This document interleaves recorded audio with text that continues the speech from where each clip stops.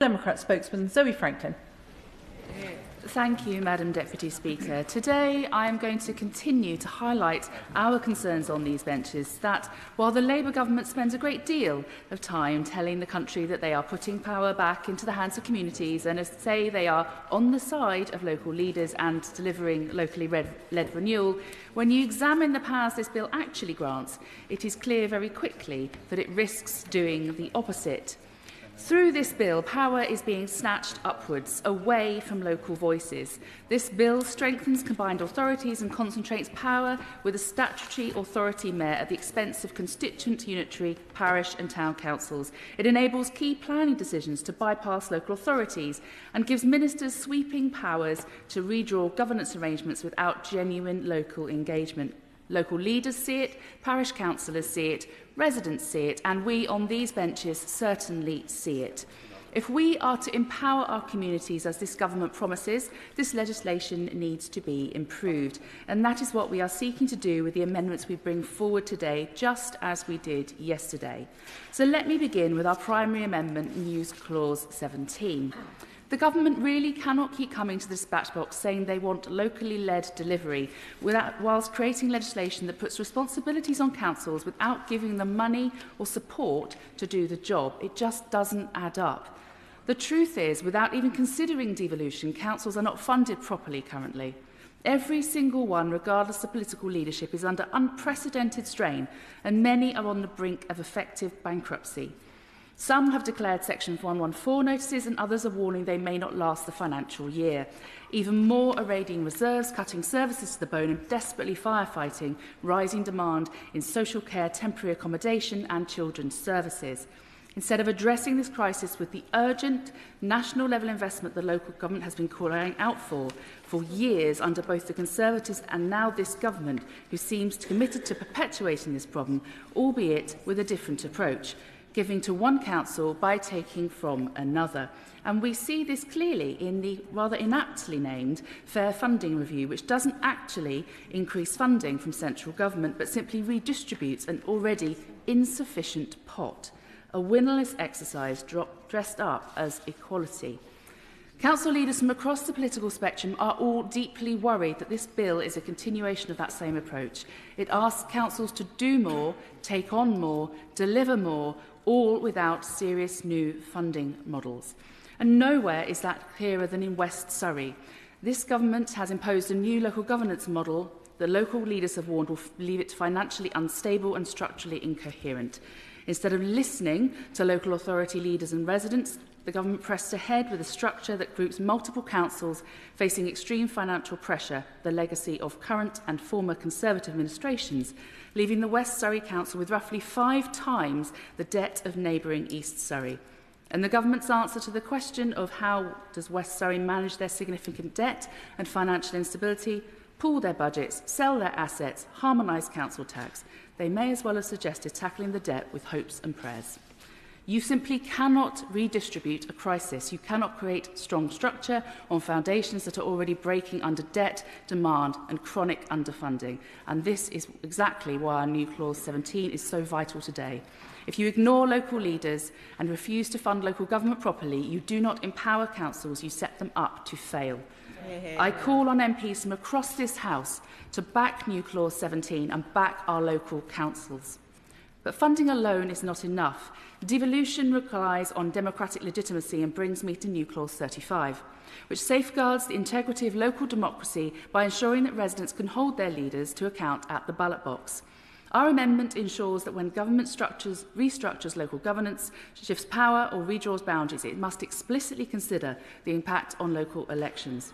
In Surrey this year, as in many places, we have seen clearly what happens when elections are cancelled or postponed.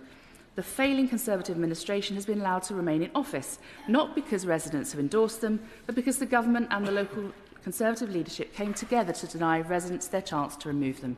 Based on local elections, by-election results, it's quite clear they would have been removed had the elections taken place in May. In a bill that hands new powers to mayors and enables large strategic authorities to override local processes, Madam Deputy Speaker, the risk of democratic disruption grows unless protections are built into this legislation. This is why NC 35 is essential. It ensures no restructured devolution deal or ministerial directive can deny residents the right to vote and choose their representatives. Moving on to new clause 18, introducing the AV system for relevant local elections. The mayoral election results this year really highlighted the need for a fairer voting system, with one mayor winning on just 25% of the vote. We no longer work in a two-party system. An SV, as proposed in this bill, is designed to force people to vote for one of the two biggest parties. People want real choice. AV provides real choice and real representation. I would also add that if first past the post isn't fit for mayoral elections, then why should it be fit for any other kind of election? It is time for the government to finally introduce fair votes via proportional representation for electing MPs and local councillors in England as well. And we will be watching closely as the government brings forward the forthcoming elections bill. I hope that everyone here will recognise that democracy only works when people who are elected have the tools, training and support to govern effectively.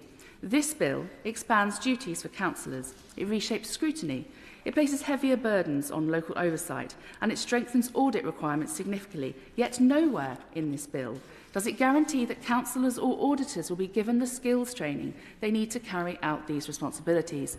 That is why we have tabled new clause 20, which ensures training for councillors, the foundation of good governance. If ministers claim they want stronger, more capable local government, then supporting NC 20 is a test of whether they really mean it. Will my honourable friend give way? I will give way. I thank my honourable friend for giving way. There is another aspect in which this bill is lacking. In Devon, where we have a county and district system at the moment, the City of Exeter is ruled by a district council, which will be absorbed into the unitary council, leaving Exeter, unlike the rest of Devon, without a town or parish council. The same thing would happen in Torbay, should Torbay unitary be changed and moved into a wider place, leaving Torquay and Paignton without town councils, whilst Brixham has one. Does my honourable friend agree with me that my new clause 63, which will require reparishing or introducing town or parish councils in those areas that lose them in this way, is a good thing, and that will prevent far-off unitary councils being overwhelmed by the minutiae issues of an individual city? We have a lot of speakers this afternoon. If members are going to make interventions that are very long, we will simply not get through everybody. Zöe Franklin. I thank the honourable member for his intervention, and I wholeheartedly agree of the importance of our fantastic parish and town councils, and I hope that members across this House will support that amendment. Turning to News Clause 70.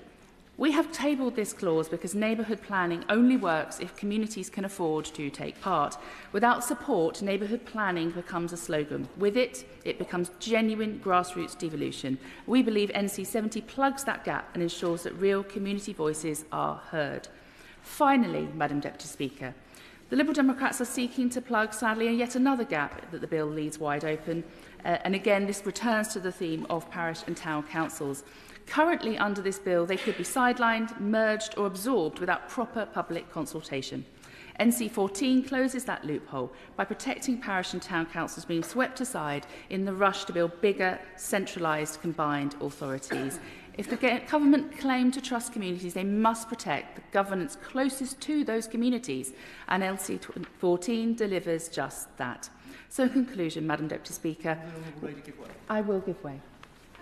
I like a lot of what the Honourable Lady is saying, because I believe in communities, towns and villages being properly represented. But also names are important. So as a Surrey MP, will she agree with me that instead of East Surrey and West Surrey, perhaps West Surrey and South Middlesex is the correct name for the new authority because of the area that is traditionally part of the county of Middlesex? The honourable member raises an interesting point, and I think this returns to the theme that we need to allow local communities to have say over their own destiny. So I will leave that to my wonderful colleagues in local government to continue that thought. So just in conclusion, Madam Deputy Speaker, we as Liberal Democrats remain concerned by the many gaps we see in this bill, and that is what our amendments attempt to plug. that every single one is designed to strengthen the democratic, localist, community-led principles that ministers say they support. With our amendments, the English Devolution Bill might finally look to provide the devolution that the government keeps on promising us. I urge members across all benches to support these vital amendments and give local democracy the respect, the voice and the power it deserves. Thank you, Madam Deputy Speaker.